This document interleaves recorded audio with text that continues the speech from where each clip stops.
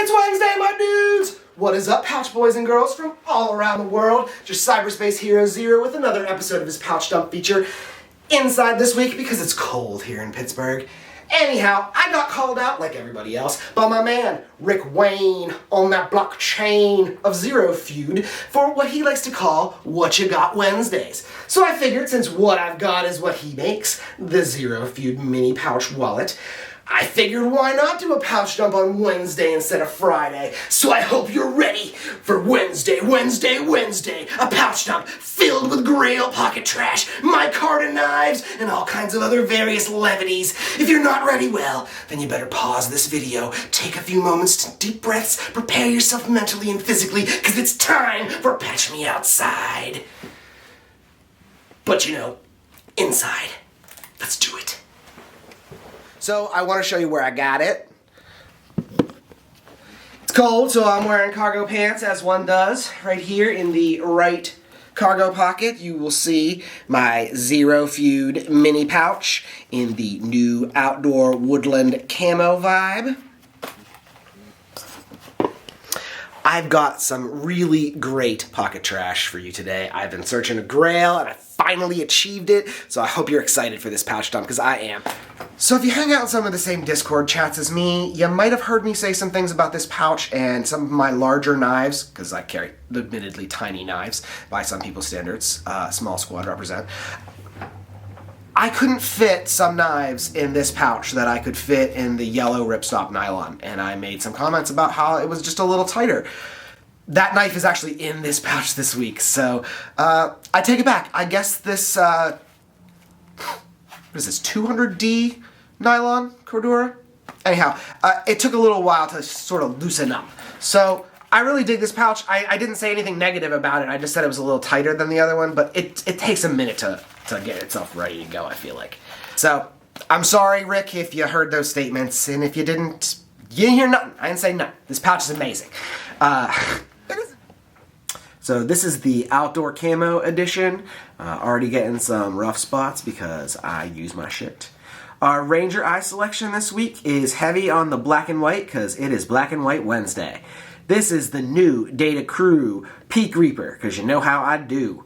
There is yet another new edition of this that has a darker background, a lighter border, and no stitching around the edge that you can see.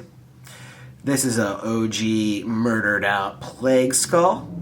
This is the new Data Crew Grayscale Midnight Toker, and the brand spanking new One-Eyed Ghost Blackout Edition Ghost logo patch. I'm still rocking the regular zip. These, they're not too bad. I don't mind that sound too much. Also, my pocket trash game is peeking out.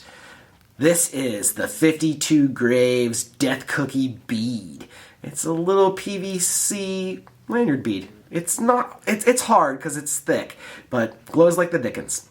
Looks just like the death cookie that it is attached to in this pouch. Let me take a little peek. See? Here is the 52 Graves Death Cookie. This is a little glow-in-the-dark on the white spots, PVC worry coin kind of thing. It's got really nice texture to it. It's malleable, so you get that sort of angry stress ball relief kind of vibe to it if you want. It's got a lanyard hole already in it, and you know, 52 Graves makes beads too, so you could tie them up like this if you want to do some sort of spinny fidget action like I like to do. That's the option with this. Basically, I've just got two snake knots on either side here with the bead and the cookie, and then just a big long spot here in the middle for me to put my finger on, grab it one way, flip it the other, use your finger to flip it back. And like I said, it's PVC plastic, so like it doesn't matter if you bang it off stuff, it's fine, it's good. I've also discovered that both these and the XE.ro Gear Flex Curator specifically make really great coasters for your pocket trash. It's like these things are flexy, right? So they sit in your pouch and they make like a buffer around stuff so it doesn't like scrape off, say, your knife or something like that when it's in your pouch. But when you've got your fidget toy out, take one of these PVC flexy things, set it on your desk, and then pull out the grail trash and set that right there on top. And you have less to worry about with whatever surface your grail trash is sitting on. I'm saving the grail trash for last. As you've seen many times in my videos, I'm rocking the Nightcore Tiki, the glow-in-the-dark edition, with the one-eyed ghost glow-in-the-dark bead. This is a little 300 lumen semi-transparent flashlight. When you hit it once, 300 lumens at your disposal. Hit it twice, it goes into momentary mode, so you can set it to whatever you want. Long hold to close it. Triple tap turns UV LED mode on the side. The actual case is UV reactive, so it makes itself glow. If you have a glow-in-the-dark bead, just kind of set it here on front for a couple seconds, charge it up, and you are ready to glow, so to speak. So yeah, the Nightcore Tiki glow-in-the-dark edition with the one-eyed ghost glow bead. Now, I kind of gave you guys a little peek at this knife when I first made my welcome back after having a baby pouch dump video, but man, do I love this knife, and I've been carrying it so much, and I've got lots to say about it. And thematically, it really matches this black and white setup. This is the new Justin Lundquist Knives Kizer Feist in black denim micarta. It's got a black DLC coating on this deep carry clip, as well as the blade itself. This particular version of the Feist, there's Justin's logo and the word Feist here on the front, is a drop point version of this blade. You can see that shape. I feel like this is so slicey and useful. I like this shape way more than any of the other Feist shapes. Here on the back, I have got a zandc Metalworks black micarta bead. I felt like it matched pretty well. I wanted to go black micarta, black micarta. I had a playge skall that was carbon fiber at first. Man, I really like this combo. I think this looks good. Derek, one of the Plague moderators, actually suggested that I go with this bead setup. So if the Plague moderators tell you that the Plague bead doesn't look as fancy as another one, I guess you gotta listen, right? So, this is a front flipper knife, and I don't mean it's like got a flipper tab, because it doesn't here on the back. The flipper is here on the front, as I said, it's a front flipper. You could use your thumb and flick it out like this. You could hold your ring finger here on the clip, get your fingers as close to the pivot as you possibly can, index finger here, and front flick it with your index finger like that. And you could also kind of grip it like this in between and flick it open with the inner part of your index finger. I feel like that's a neat one. I've been gaining a real crappy callus right here on that part of my finger from learning how to do this flick move. And it's not about a wrist thing. Once again, just like pair 3 flicking, it's not about doing motion like that. It's about having the right grip on the thing. And once again, you got to get close to the pivot when you do a front flick move.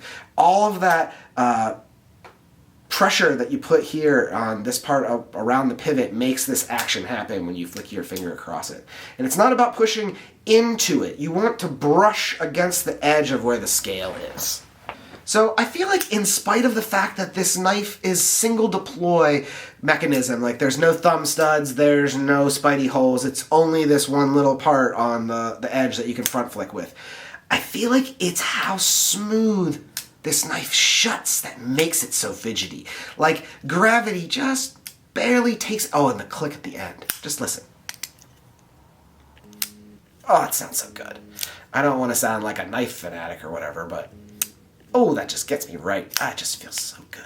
It sounds so good. I just don't know what it is.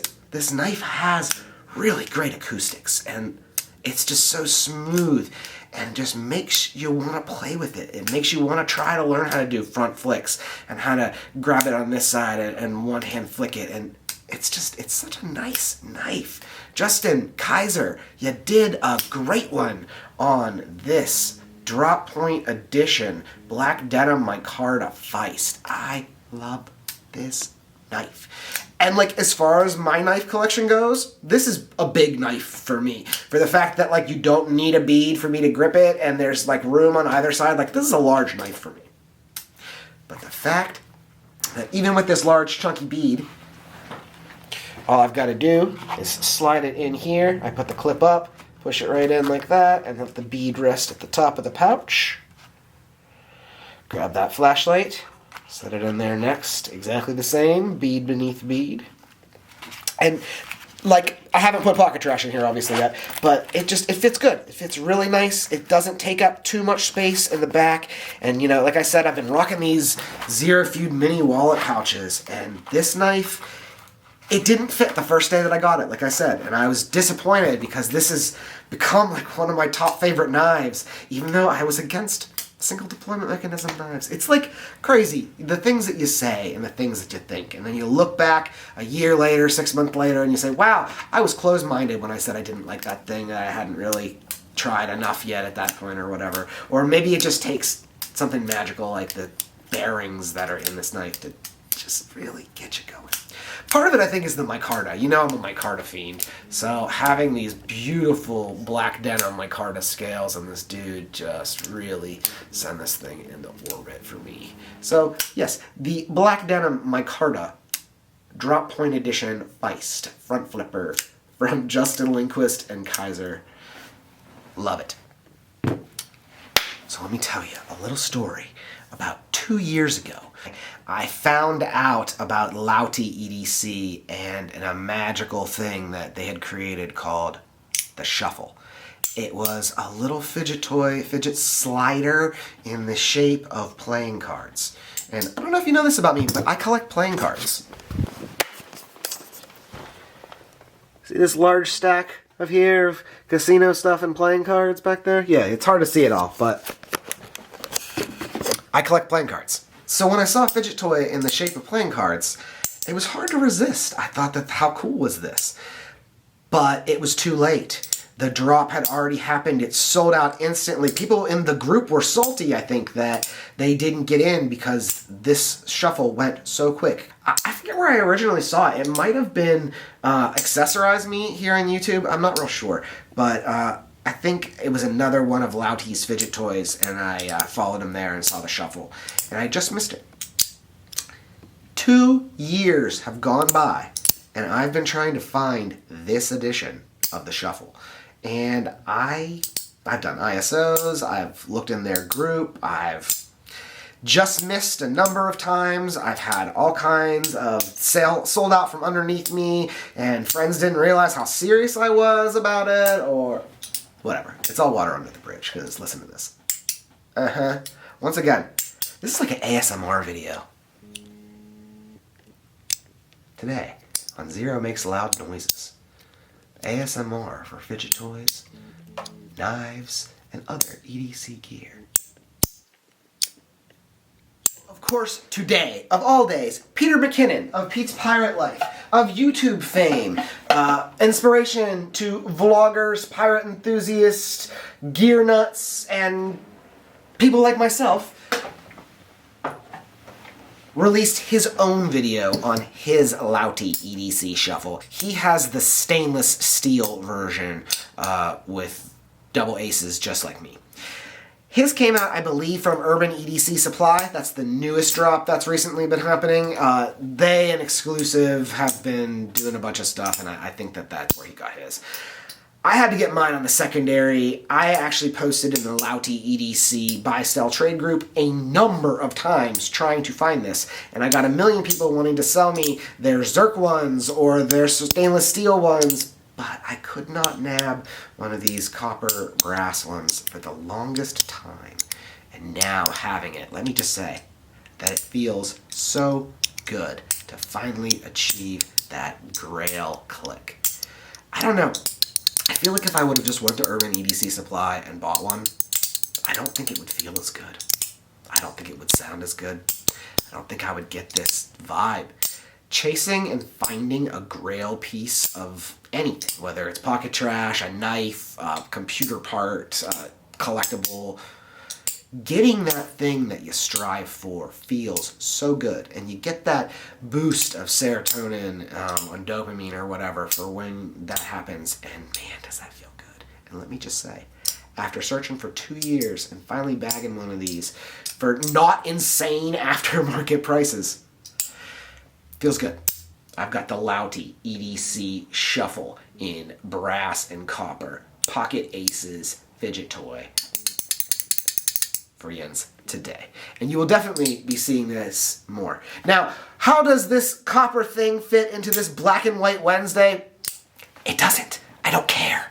I'm only so thematic, all right? I've got a green camo pouch today, right? Okay, so a touch of color in my Black and White Wednesday. And how did my Nightcore Tiki's bead change color on Instagram?